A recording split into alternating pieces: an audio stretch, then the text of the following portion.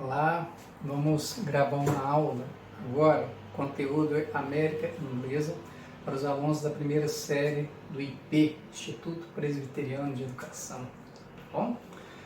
Bem, espero que vocês estejam com o fichamento em mãos. Esse fichamento já está liberado no blog senhorhistoria.blogspot.com.br.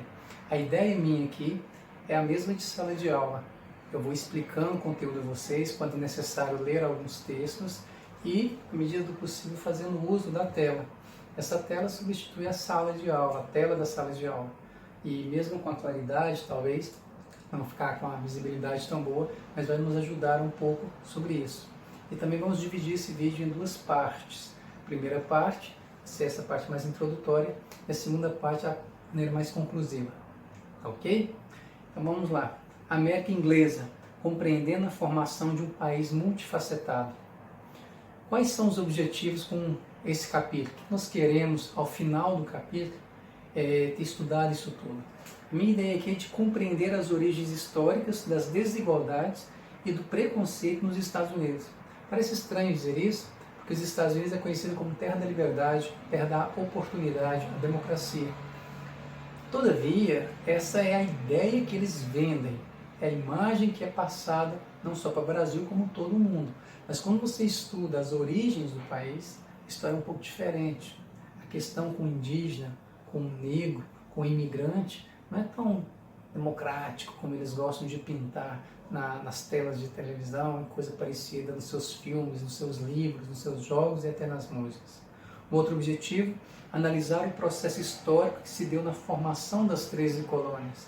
Antes de ser os Estados Unidos, uma federação hoje composta por 50 estados, antes era formado por 13 colônias separadas, individualizadas, com suas leis, com seus governantes, mas que formavam uma certa coesão e que se uniram em prol de uma independência no século XVIII, 1776. Mas até lá eles viveram como colônia. E como é que vivia essas colônias? Como é que foi o início dessa colonização? Por quem eles foram colonizados e qual o motivo? E ainda mais um objetivo, distinguir a forma de colonização realizada nas 13 colônias britânicas, que hoje são os Estados Unidos, da colonização feita no restante da América, pelos ibéricos, ou seja, pela Espanha inicialmente e também pelo Portugal, aqui no Brasil. Apesar que França colonizou também, apesar que a Holanda também colonizou a América Central em algumas partes, mas o grosso mesmo, nós chamamos de América Latina, sem dúvida nenhuma, é Espanha e Brasil, com Portugal. Ah, mas Portugal colonizou apenas o Brasil. O seu Brasil é gigantesco. Então a colonização foi diferente. E no que eles se distinguiram? Talvez o seu pai, assim como eu, tenha aprendido na escola que a colonização latina acabou gerando países atrasados por ter sido colônia de exploração. Enquanto a América do Norte, especificamente Estados Unidos e Canadá, foi colônia de povoamento. Por isso lá deu certo e aqui não. Nada mais errado do que isso. Essa interpretação está errada. A historiografia moderna, e quando eu falo moderna, dos anos 70 para cá, a partir de novos documentos, já demonstram que essa distinção nunca existiu. Alex, então é interpretação? Não. Isso é fonte documental. Em história, nós lidamos com interpretação de textos, mas a matéria-prima é documento. E o ponto final, quem bate o martelo na pesquisa histórica, não é a interpretação da pessoa que está lendo o texto, são os documentos que estão dizendo. Então, é a partir dessa prerrogativa de quem é, de qual a origem dos Estados Unidos, é que nós vamos estudar. E para isso, eu coloquei aqui na abertura a bandeira aqui na lateral da Grã-Bretanha, essa não é a bandeira da Inglaterra. A Grã-Bretanha nem existia quando foi a colonização, mas como é mais conhecido, eu coloquei aqui. Aqui é um pedaço do globo e aqui é onde está os Estados Unidos, a bandeira americana. Só para fazer uma relação mesmo, lembrando que os Estados Unidos antes foi colônia da Grã-Bretanha, da Inglaterra. E aqui eu já coloco de uma imagem que vários personagens de videogame, no Street Fighter, histórias em quadrinhos, depois desenho animado, que é o Tio Patinhas, histórias em quadrinhos, depois desenho animado, filmes, etc., que é do Superman e o Homem-Aranha. E aqui você tem o Pica-Pau. O que eles têm em comum são vestindo a bandeira americana, no sentido figurativo, mas também no sentido das cores. A ideia de passar o patriotismo para as crianças, porque patriotismo se ensina, patriotismo você mostra, você através do exemplo, como é que funciona. Patriotismo é igual racismo. Ninguém nasce patriota, assim como ninguém nasce racista. Se aprende. Patriotismo pode ser uma coisa positiva, racismo sempre é negativo. Mas esse aqui, bem, esse aqui é o Zé Colmeia, e ele não tem as cores da bandeira americana, por uma razão muito interessante. O Zé Colmeia vive em um parque, numa reserva ambiental ou florestal, chamada Yellowstone.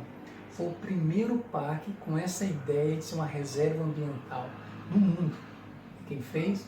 Os Estados Unidos. Lá vive esse personagem, o Zé Colmeia. Então, assim, por trás disso tudo está a ideologia americana, passando seus valores, que muitos sim são positivos, mas não quer dizer que esteja fora de possibilidades de crítica.